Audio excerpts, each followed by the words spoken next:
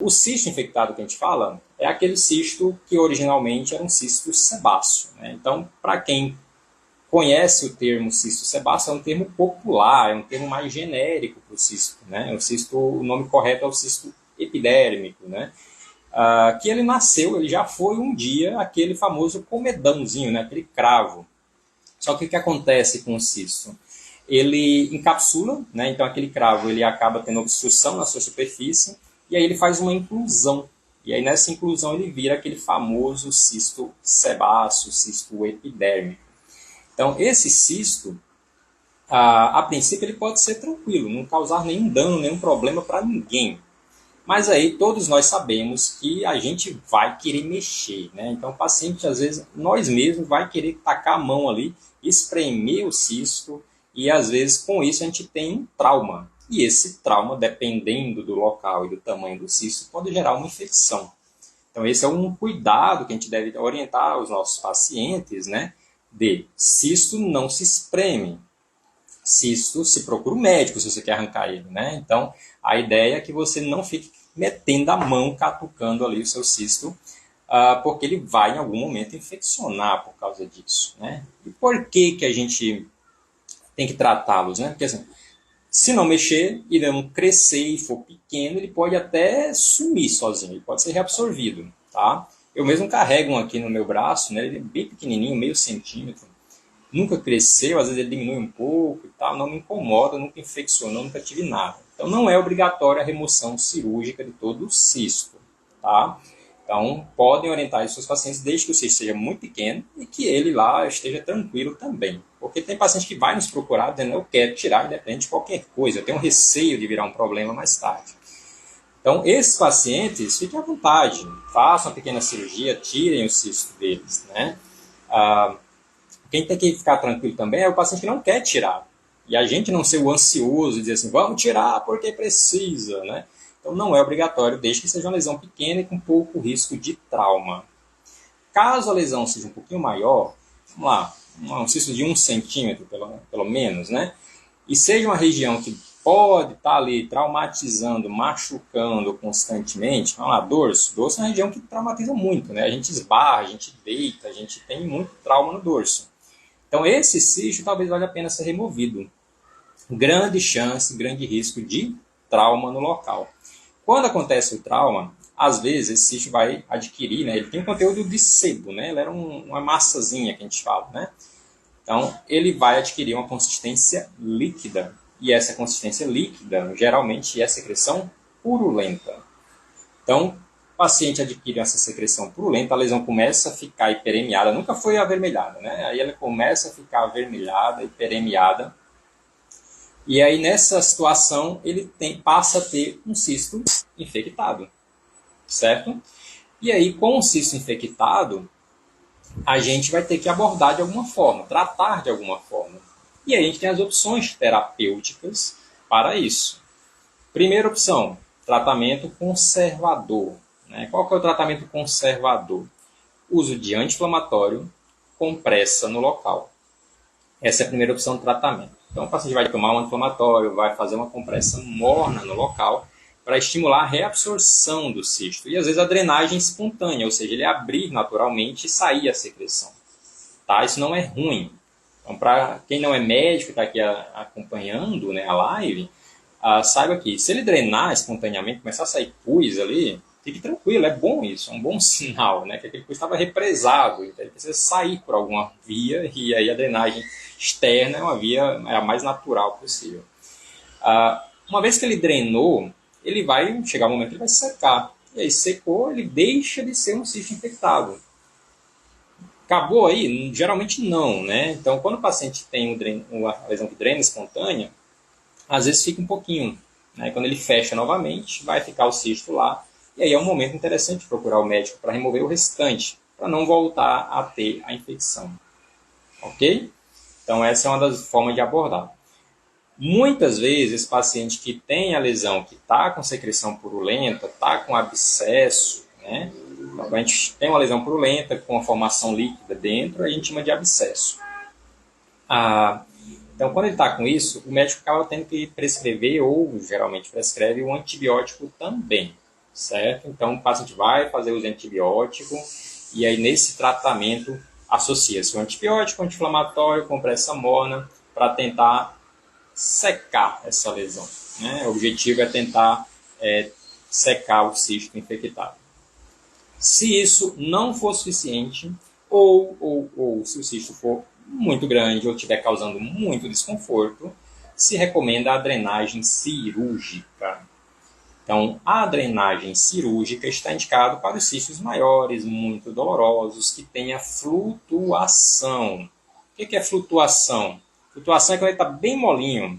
A gente palpa em cima do cisto, ele está lá bem molinho, a gente sabe que tem líquido lá dentro, né? E essa situação é o que indica a drenagem. Então, o médico vai conseguir trazer um alívio muito grande para o paciente quando ele faz a drenagem cirúrgica do cisto infectado. Então, é importante que o médico tenha esse conhecimento de como fazer esse procedimento, de como é a técnica de drenagem adequada para aliviar o sofrimento das pessoas. Então, quem não tem essa base, eu falo para os meus alunos o tempo todo, eu falo, olha, você tem que sair da faculdade sabendo drenar um abscesso. O mínimo você tem que saber isso e o encravado, né? São as mínimas coisas que o recém-formado de medicina tem que saber fazer em relação à pequena cirurgia. Então, tem que saber drenar. Então, na drenagem cirúrgica, a gente recomenda, né, que seja feita em ambulatório para cistos também ou lesões, abscessos, que tenham uma certa segurança no procedimento, né? Então, a maioria dos médicos que vão lidar com abscessos no dia a dia são médicos de porte de serviço de saúde. Então, UBS, né, Estratégia de Saúde da Família, a UPA. Esses médicos, que não são cirurgiões, geralmente, né, formados em cirurgia, residência em cirurgia, têm que saber fazer a drenagem, mas têm que saber também os seus limites de atuação, né? E eu recomendo fortemente isso. Não drenem abscessos perianais, né, que são em voltas ali do ânus. Não drenem abscessos aqui na região cervical anterior. Não drenem abscessos aqui na região entre nariz e boca, tá? Principalmente abscessos maiores. Não drenem abscessos múltiplos. O paciente tem uma meia dúzia de abscessos espalhados pelo corpo. Por que eu recomendo isso? Porque esses abscessos têm um alto risco de drenagem interna. Então, o abscesso que tem lá muita secreção purulenta, tem uma contaminação bacteriana, e corre-se o risco, ou seja, você vai manipular essa região, ele pode drenar para o seio cavernoso, né, para o sistema nervoso central, então você pode causar uma infecção grave com isso, manipulando de maneira inadequada. Se ele tem um abscesso na região cervical anterior, ele pode drenar para o mediastino, infecção grave.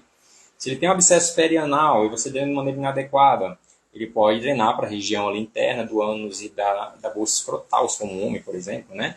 E pode causar uma doença chamada síndrome de Fournier, extremamente grave, tá?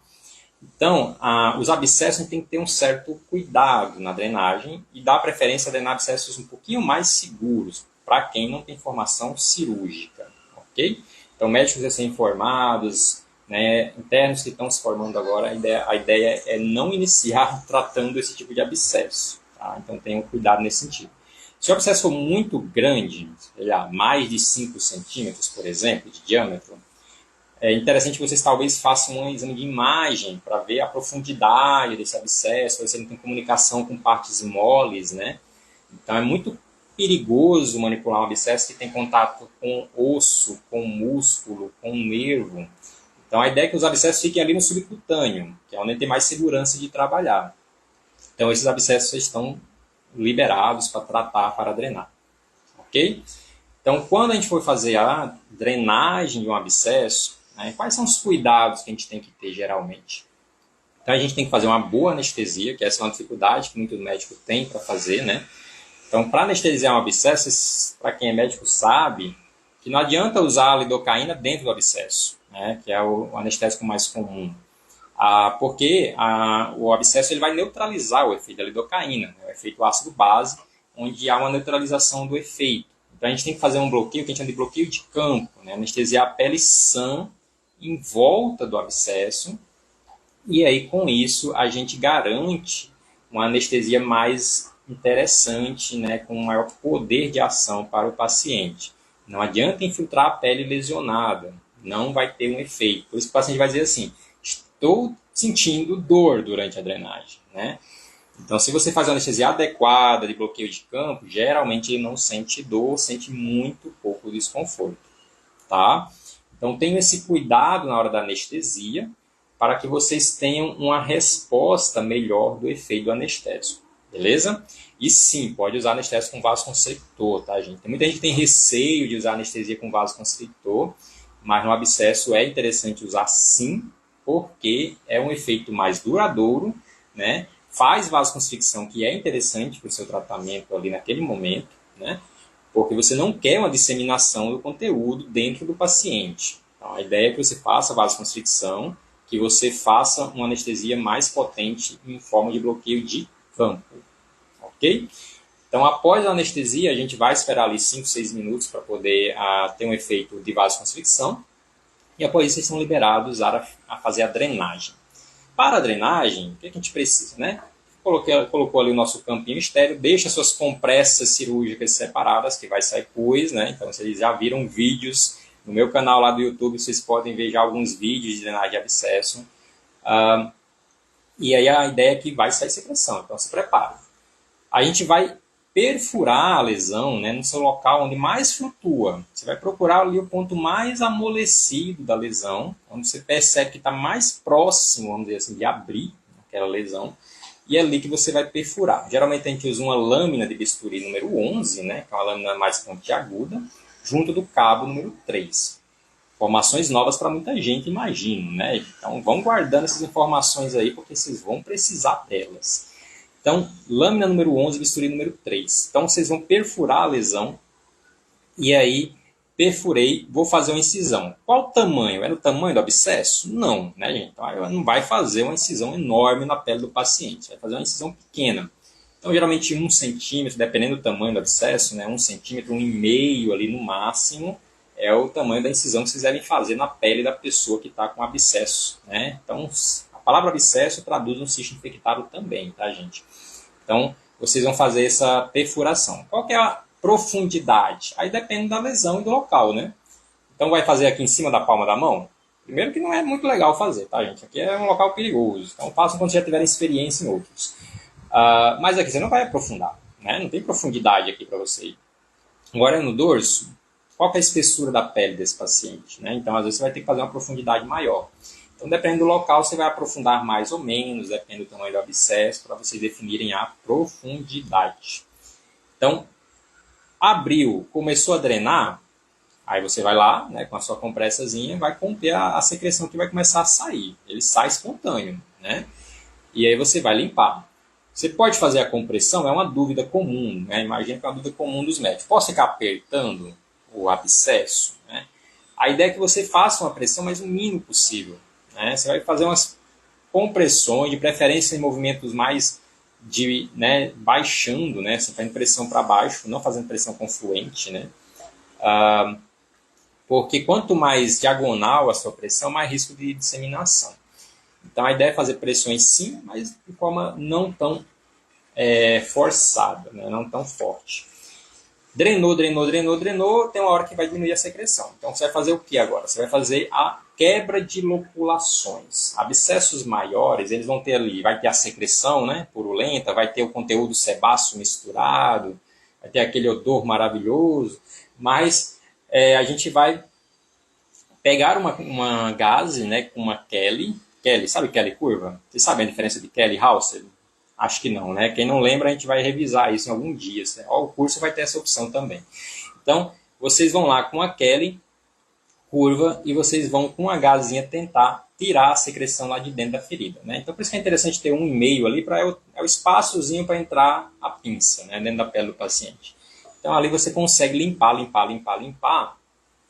E aí, quando você perceber que não está vindo mais conteúdo, né, ou quase nada, com a compressa, com a gaze, né, na Kelly, aí você vai fazer a lavagem.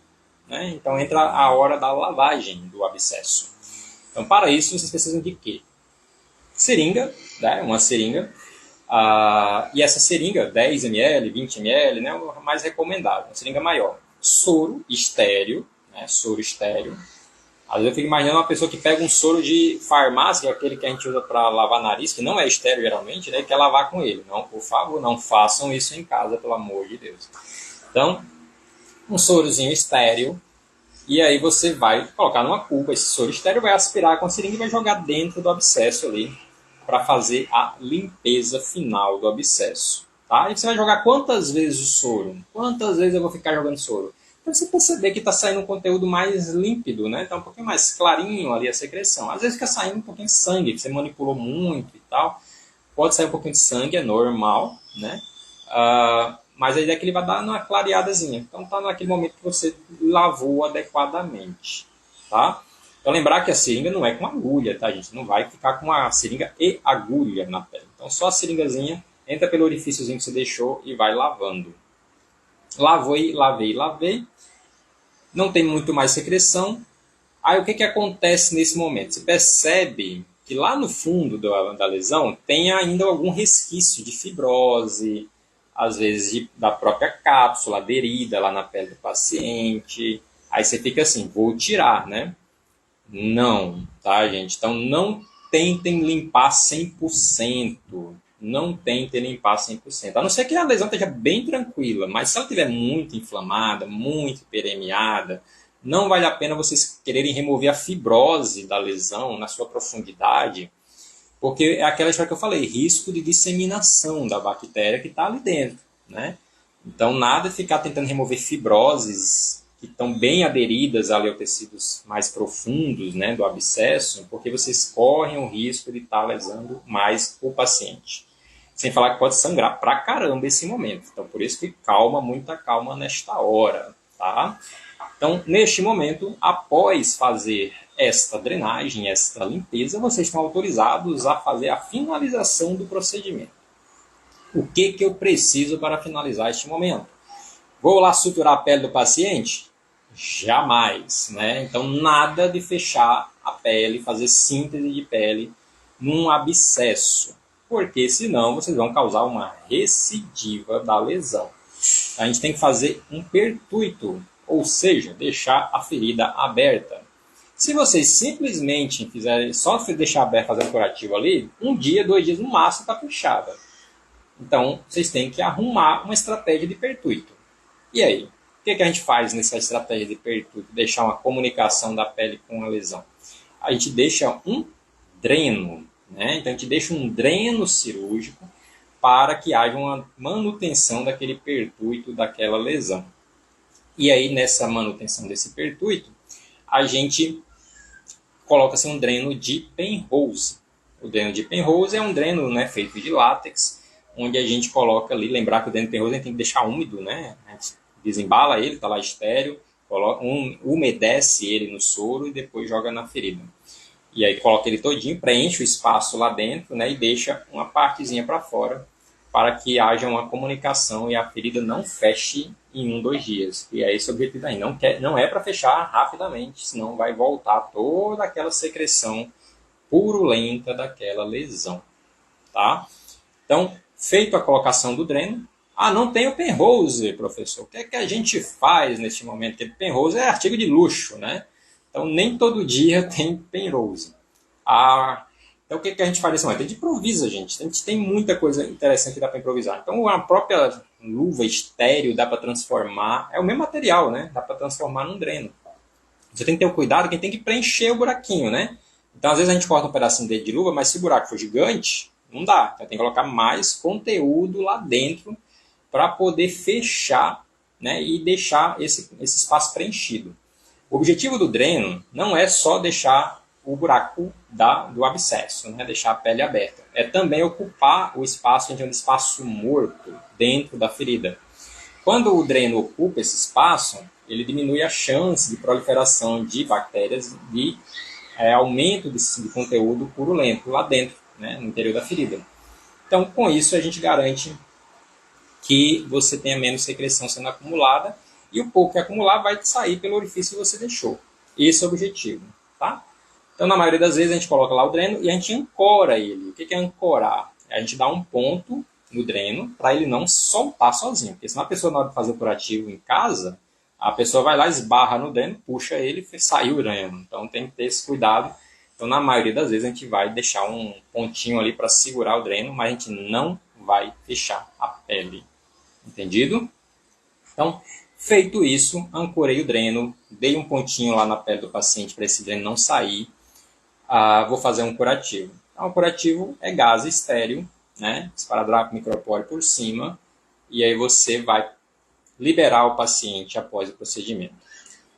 O que a gente tem que orientar esse paciente? Olha, você vai ter que voltar para mim daqui a 48 horas. Então, o serviço que vocês estão trabalhando tem que ofertar isso para o paciente. Ele tem que ter o retorno em 48, 72 horas no máximo, para reavaliar o dreno.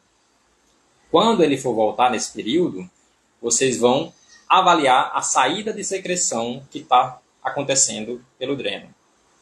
Está saindo pouca secreção, quase nada, a gazinha está quase seca. Perfeito, está no momento de tirar o dreno. Então vocês vão soltar o pontozinho e vão arrancar o dreno fora. E aí a ferida depois vai cicatrizar por segunda intenção. Esse é o objetivo, tá?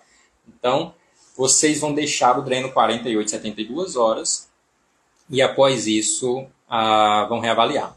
Caso esteja ainda muita secreção, a orientação para o paciente, tá, gente, é curativo a cada 24 horas. Ou se encharcar. Tem casos e casos que o paciente colocou o curativo ali, depois de 12 horas está todo úmido. Está na hora de trocar, né? Não é para ficar o curativo a gase toda úmida. E aí, se umedecer completamente, troca, coloca uma nova. Colocou uma gase 24 horas, chegou para você, está muito úmida, mantém dreno. Né? Mantém dreno. Então, reavaliou 48 horas. Muita secreção, mais 48 horas. Muita secreção, mais 48 horas. É a vida. Se passou ali uma semana ainda muita secreção, vocês têm que pensar em alguma coisa. Fala, peraí, isso aqui não é normal. Não é normal. Tá? Acho que o barulho estava vindo para vocês ou só para mim aqui? Estou escutando uns barulhos muito esquisitos aqui fora. E aí o paciente, com mais de uma semana de secreção, vocês têm que fazer uma cultura dessa secreção, tá, gente? Porque assim, a ideia é que ele saia do seu serviço ali também com antibiótico, né? Esqueci de avisar isso. Então fez a drenagem, deixou o dreno, tem que sair com antibiótico, né? Ajuda mais a secar a secreção, a eliminar a bactéria que estava no interior da ferida. Um antibiótico de amplo espectro ali para a pele, né? Estáfilo, estrepto, então um amoxicilina clavulanato é uma sugestão, né? Uma das opções. E aí você vai fazer para esse paciente uma cultura caso a secreção não seque ali em até uma semana, ou pelo menos diminua bastante. Porque pode ser que ele esteja com um agente ali mais resistente que precisa de um tratamento diferenciado, ok?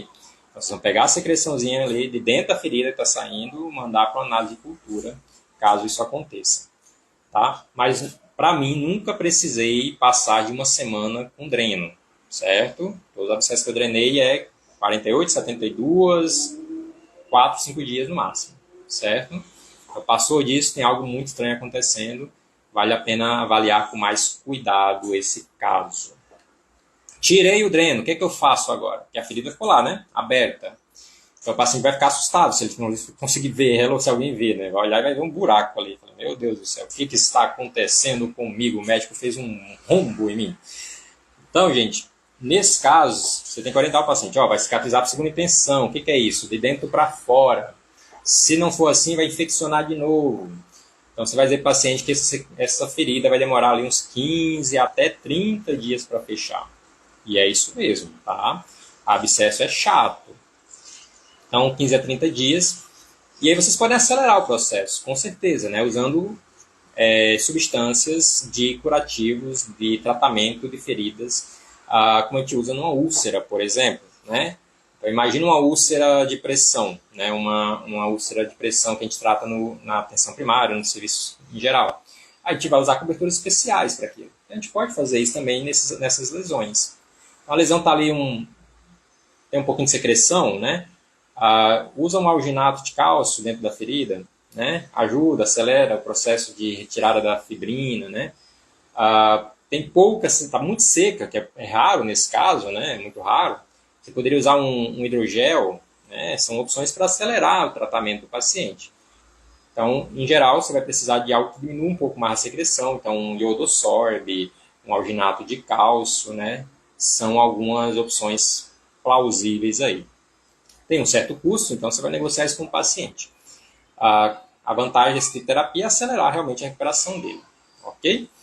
Então, uma vez cicatrizado, concluído, você está feliz da vida. Ok? Você e o paciente mais ainda, né?